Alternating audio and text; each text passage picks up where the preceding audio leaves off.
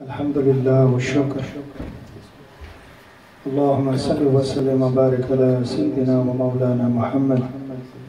Qad daqat hilati adrikni ya Rasulallah, adrikni ya Habib Allah, adrikni ya Rahmatan lil Alameen. Alhamdulillah, dosto, buzurgo, with Allah's fazl, karam of Rasulullah sallallahu alaihi wasallam, and the du'as of our noble, revered Shaykh, Allah subhanahu wa ta'ala has given us the tawfiq once again to come from far and wide, to remember him through Rasulullah, to remember him through his Rijalullah. Allah gave Sufi Madani Sahib Jaza. He's an acquired taste.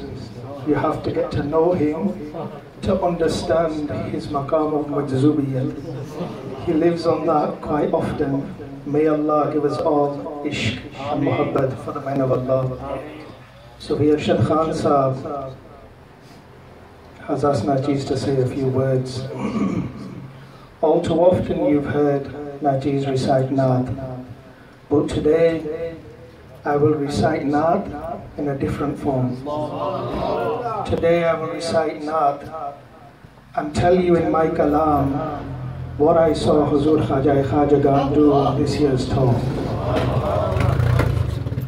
Najeez left the UK on 6th of March, and on the Ijazat Hukum of Hazrat Sahib, I went directly to Lahore. And on arriving at Lahore, Muhtaram Sufi Abad Sahib came to receive Najeez. And Hazrat Sahib's instructions were, my son, Grand Sheikh Rahmatullah Alayhi said, before you leave for the tour of Pakistan, first visit the court of Rasulullah sallallahu alaihi wasallam, seek their ijazah and seek their shafqat, their nazar, and then go on to tour. For when you do it this way, inshallah, Allah will give you success in whichever path, street, road you're traveling. However, Najeez couldn't attend the court of Rasulullah sallallahu alaihi wasallam. So Sahib said, make sure you attend Awsul Zaman. Data Hazur Rahmatullah alayhi. Present your salam and present our salam. Seek their permission. Or just simply, Sheikh, you put your foot into our house, and that is enough for us. Alhamdulillah, anyhow, Sufi Nawaz Sahib is here. And they're from Harunabad in Punjab. And then four days, maybe 7 days that we were in Punjab, the heat was starting to crank up. And Najeez, with the arrangement of these local dosts, over these, I don't know, 5-7 days, I must have done around 100 house du'as and several dozen house mehfils. And yet, this year, Hazrat Sahib said to the Pakistan dost, due to the situation of Pakistan, the bombardment, the extremism, and so on and so forth, we need to be vigilant, we need to be careful. So we're not going to do evening mehfils, we're not going to do mehfils after Maghrib. So whatever you're going to do, you have to do throughout the daytime when there's daylight. So Najeez is thinking after this week, that if I'm exhausted now, then how did Hazrat Sahib do in the early days where day and night was one? There was no difference between day and night, because where I did 100 du'as in maybe a week, Hazrat Sahib were doing 30 du'as a day. Alhamdulillah, Alhamdulillah, dosto, it's that effort which Hazrat Sahib put in them early days And today we're looking at this masjid, it's full.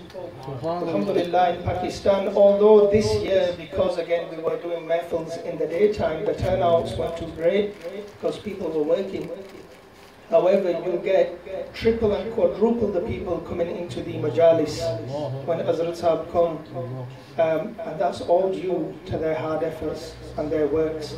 So we met, Hazrat Sahib left the Haram, left Kaaba Sharif on the 10th, and on the 11th they arrived in Karachi, and from there they met Haji Sufi Sahib and went to Sindh and Badin. And over 3 days, on the 4th day Hazrat Sahib left, over these 3 days and the few majlises, gatherings that Haji Sahib held through the people, Alhamdulillah, several hundred people came into Silsila Aliyah. It reminded Najis of Haruna Arifwala several years ago, where Sufi Awais Sahib, rahimahullah, may Allah raise him, he's passed away. The first time Hazrat Sahib went to their house, their Beda, which is the Desi style open garden, he had for the Fajr Majlis where Hazrat Sahib came, he had 400 people on a Fajr Mehfil. We've been sat arguably for decades with Hazrat Sahib, and if we get 40 guys for a Majlis, that's big. And this guy, on having one nazar of Hazrat Sahib, packed 400 people of his tribe, of his community, into his garden that come and see my Shaykh. And then they're all of a different Aqidah. They're all of a different thought. They're all of a different creed. However, Alhamdulillah, when I heard through Sufi Madni Sahib that around 400, 450 people have got bed, taken bed in Sindh Badin area, Alhamdulillah, it just reminded Najis of how the work began all them years ago in Arifwala, Harunabad and so forth.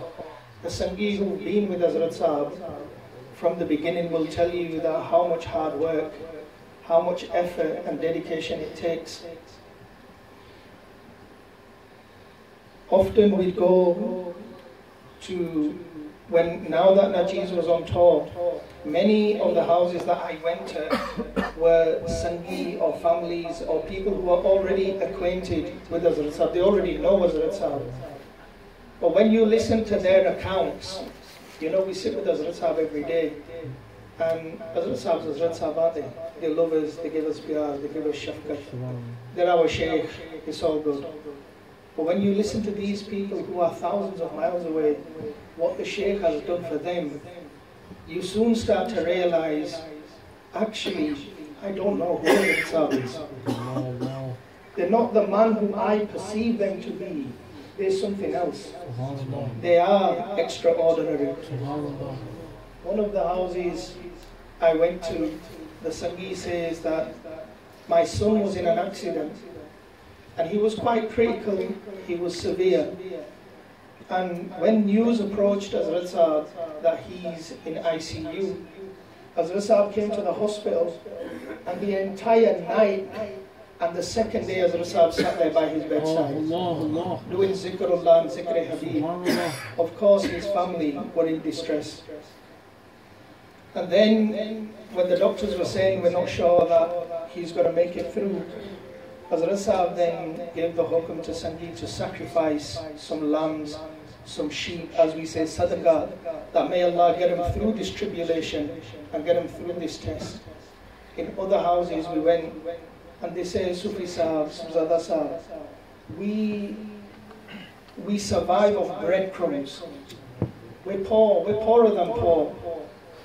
I don't know how it's happened. I do know how it's happened.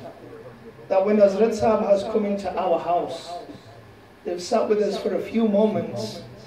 Alhamdulillah, everything in our life has changed. Hazrat Sahib came to our house and made one dua. And with that dua, Allah has given us so much sustenance, so much rizq, that even we are dumbfounded, Ya Allah, where is this coming from? And these are people who meet Hazrat Sahib once a year. Hazrat Sahib was in Punjab for 9 days this time round. And of them 9 days, there were about, on average, 1 day in each town or each city. And from there they just moved on and on and on. And when you look at the Josh and the Jazba of these murid, alhamdulillah, I look at myself and I say, well, yeah, you're nowhere. That they meet Hazrat Sahib for the equivalent of 1 or 2 mehfils. But alhamdulillah, they receive so much karam, so much bahar, so much shafqat. For them, it's a two-way thing. When you see them meeting Hazrat Sahib, Sufi Abu Bakr Sahib travelled with us this year, Sufi Aqib Sahib travelled with us, Sufi Umar Sahib was with us last year, Sufi Imran Sahib was with us a few years ago. And it's an eye-opening experience. By Allah, it's an eye-opening experience. That how much they, of course, are going to do that when they see the fruits of Hazrat Sahib's du'as. But what's in it for Hazrat Sahib? What's in it for Hazrat Sahib, for the murid? We're all students. We all want Hazrat Sahib's du'a because we know my problem is going to be alleviated. I'll find a job, so on and so forth. But what's in it for Hazrat Sahib? Why do they drive day and night to visit Sangi far and wide? We all know the account of Mujaddad Baqir Rahmatullah Alayh, in which they sat in the majlis with their shaykh. And the shaykh says to the murid that Shaykh Ahmed is evicted. Take him out of this room. So they stand, the Shaykh Imam Mujaddad Baqir leaves the room, or the Sangi politely asks them to leave the room. And when the Shaykh thinks that, well, what am I going to do now? Why has the Shaykh removed me from the majlis? Why has he taken me out? What shall I do? And these are great, great men. And they're sincere, the mukhlis. He says to himself, well, yar, you've got nowhere else to go. You've got nowhere else to go. The Shaykh's house is the beginning and the end. Their Astana is the only place you need to be. So I'll fast forward. And as you know, the Shaykh comes out, some say at the time of Fajr or after Fajr. As they put their blessed foot out, it lands on the head of Mujaddad Baqir Rahmatullah Alayh. When they realize it's Imam Mujaddad Baqir, it's a cold winter night, the body has frozen, they say to murid that lay the Shaykh on the bed. They look after him, bring him back round, and alhamdulillah, they say, my son, I told you to leave. Why didn't you leave? He says, Hazur, I said to myself, I thought to myself that, where am I going to go? By leaving your dar, by leaving your astana, where am I going to go? Aapne farmaya, haan, that is the truth, and that is how muhabbat should be. But Imam Mujaddad Baqir with adab says, Hazur, what did I do?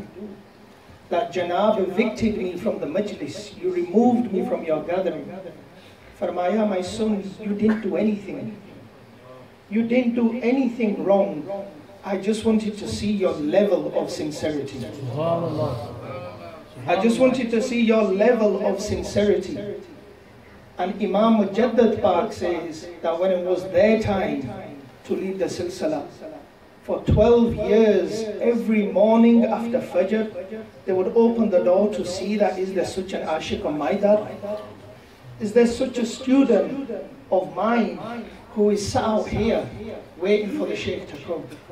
Aapne farmaya, for 12 years, every day after Fajr, I used to seek that student, but nobody came.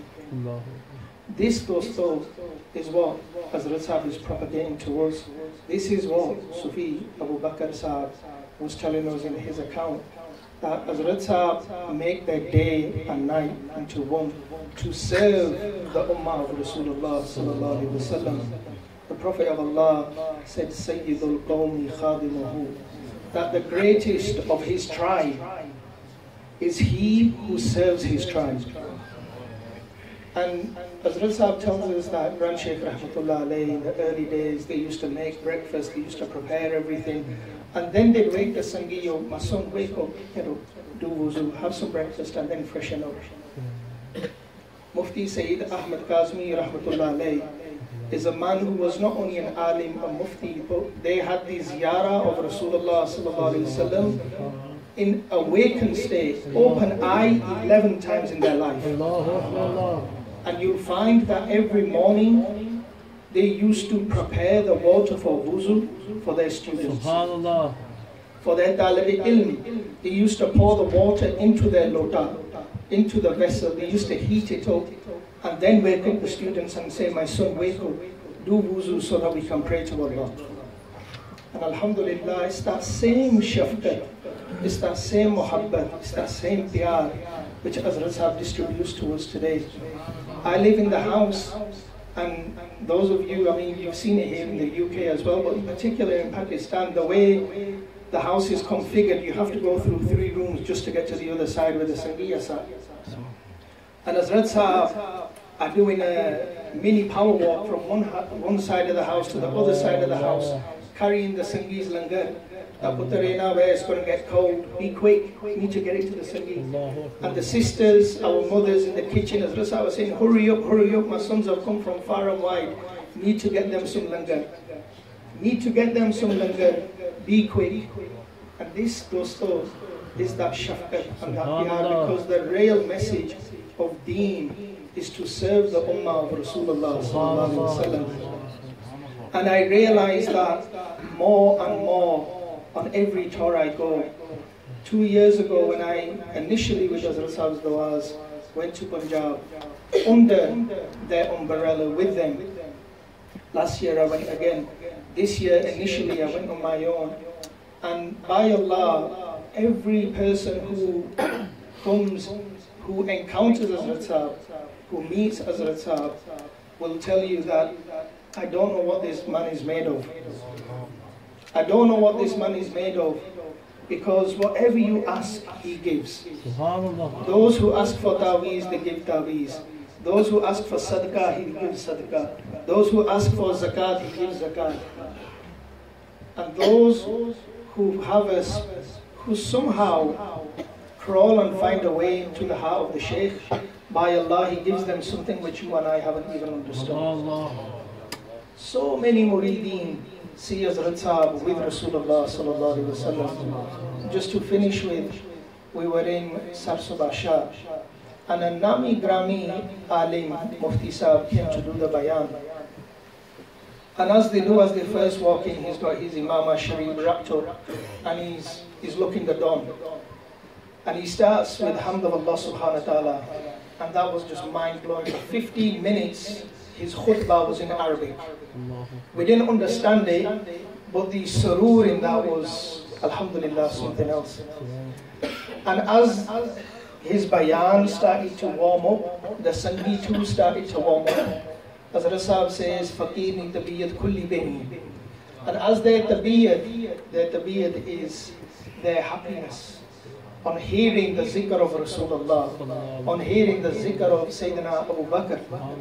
And the zikr begins to warm up, and all of a sudden it's echoing in the majlis. Mufti Sahib takes up his Imam Sharif, and he says, right, I'm not going to do the ulama bayan now, because I realize that is not what you boys are about. You need a different kind of sustenance. You need a different type of food. Alhamdulillah, then he talked on the Zat of Sayyidina Abu Bakr. And in the final majlis, the point I want to make is that in the final majlis of Shani Awliya, which Hazrat Sahib hosts every year, which was last week, Mufti Sahib came again to deliver the final bayan. And in 2 encounters with Hazrat Sahib, first in Sarsubasha, second in Mirbad Sharif, at the end, he says, I am a mufti, I am an alim, and I am a pir tariqat. I have my own murideen. But I tell you now that this man here is a man of huzuri.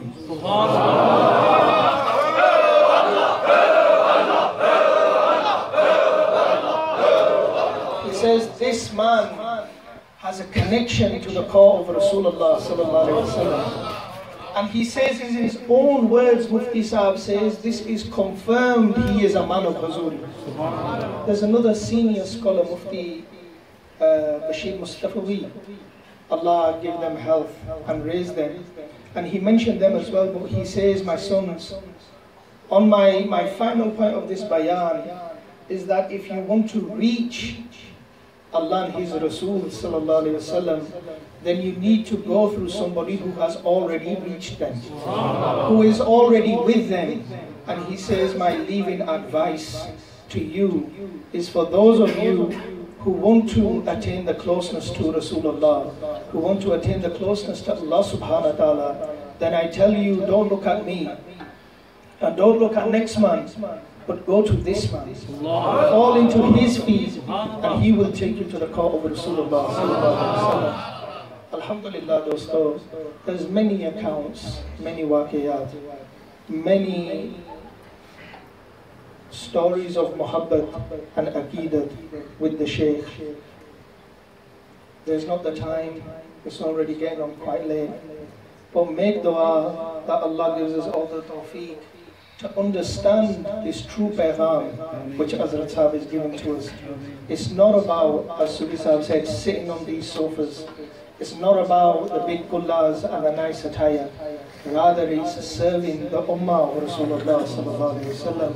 For he sallallahu alayhi wasallam said to the Sahaba that if there is somebody who needs my help, if there is somebody who needs my support, then bring him to me, for this is my duty to them from Allah subhanahu wa ta'ala.